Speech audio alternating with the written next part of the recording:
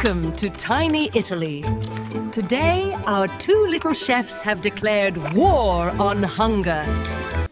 Look at them go. One is mixing like she's beating her ex's WhatsApp reply time, and the other is pouring olive oil like it's her life savings. Ladies, it's DOO, not a jacuzzi. Is it safe? No, girl, it's alive. And now they roll. And roll and roll. The dough is winning, honestly.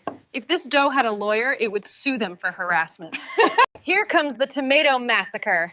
One tiny queen spreads sauce like she's painting Mona Lisa. The other one just keeps adding more like, yes! Look at them. One on a ladder, the other on a stool. Teamwork level 10 out of 10. Stability level 0 out of 10. If one olive falls, someone's gonna A and E. Cheese rain. One throws cheese from the sky like she's blessing the pizza. The other drops it gently like she's feeding a baby goat. Both valid techniques. Oh look, they brought a crane. Because why use hands when you can use heavy machinery? One is guiding, one in ropes. Is it done? No idea. Is it beautiful? Absolutely.